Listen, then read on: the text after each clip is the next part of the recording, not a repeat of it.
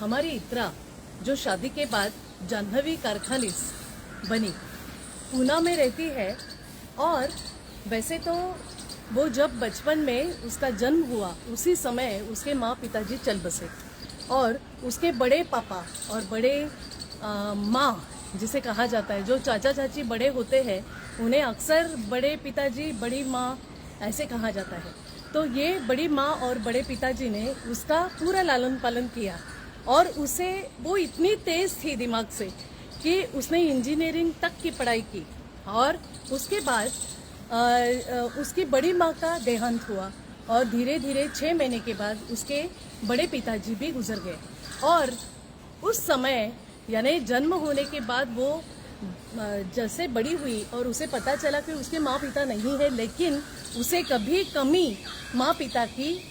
महसूस हुई नहीं, क्योंकि उसे बड़े माँ और बड़े पिताजी ने ही इतना लाड़ प्यार किया कि वो फॉस्टर चाइल्ड हम कह सकते हैं, लेकिन उसे वो कभी महसूस हुआ नहीं, क्योंकि उसे छत्र छाया माँ पिता की आधार, माँ पिता का आशीर्वाद, माँ पिता का एक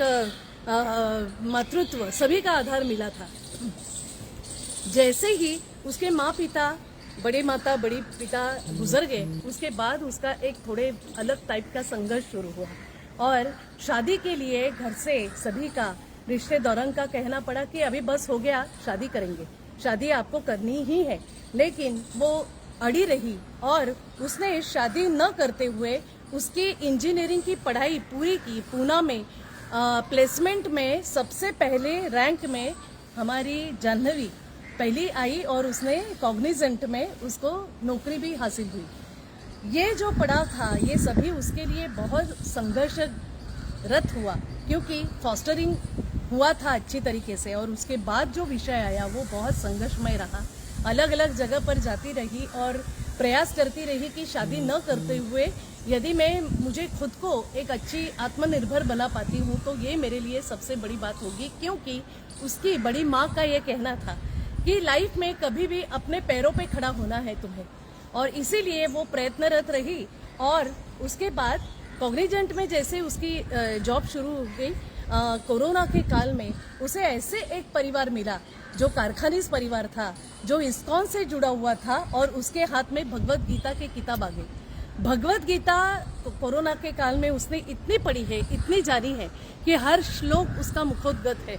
और वो भगवत गीता की बातें अब करती है। और जाह्नवी को ऐसे परिवार मिला है ससुराल उसका, जो इतना कमाल का है, उसको सपोर्ट करने वाला, उसकी सभी बातों को अप्रिशिएट करने वाला, वो जो करेगी उसको प्रोत्साहित करने वाले ऐसे उसके पति प्रसाद प्रभु जी, और उसकी सास ससुर उनके और उनके रिश्तेदार, ये सभी इतने कमाल के हैं कि अभी जाह्नवी खुद को एक स्वनाथ करके महसूस कर रही है। उसको उसका कन्यादान करने का भी भाग्य हम श्रीकांत जी और मुझे मिला, और हमने कन्यादान करने के बाद 1 साल के बाद ही उसको एक सुंदर सी गुड़िया, जिसका नामकरण इस्कॉन के महागुरु सर्वे सर्वा रहने वाले परम पूजनीय राधानाथ स्वामी महाराज जी ने हमारे घर में ही उसके बिटिया का नाम राधिका रखा। तो ये अभी खुद को ये कर रही है कि मेरी बिटिया आ गई है जो मेरे जैसी ही है, और वो अभी सक्षम होने वाली है, वो स्वनाथ है, वो अनाथ। ये जो धब्बा उस पर मेरे ऊपर जो रहा वो अभी मेरे बिटिया पर रहेगा नहीं, वो पूरी तरीके से सक्षम रहेगी, क्योंकि मैं उसकी माँ हूँ और प्रसाद प्रभु उसके पिता है, और मुझे एक अच्छा परिवार मिला, जिस परिवार की वजह से आज मैं सभी बातें हासिल कर सकती हूँ। और ये सभी बातें, ये हर एक बच्चे की परिवार मिलने का जो आधार होता है वो कितना कमाल का और महत्वपूर्ण होता है। यदि रिश्तेदार भी तकलीफ क्यों न दे, लेकिन जब माँ पिताजी का साया छाया रही तो सभी पॉसिबल है। तो हमारी बच्चियों का यही कहना है, और वो इतनी कमाल की स्ट्रॉन्ग और पोटेंशियल रहने वाली, हाई पोटेंशियल रहने वाली हमारी बिटिया भी है और बेटे भी है। तो ऐसे अनेक कहानियां मैं बता सकती हूँ जहाँ पर ये सभी सक्षम,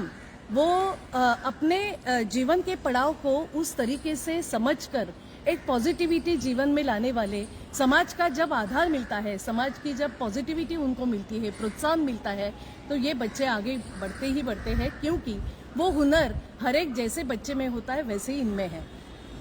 तो आज ये कहानी थी जो हमारी जाह्नवी कारखानी से पूना में रहती है और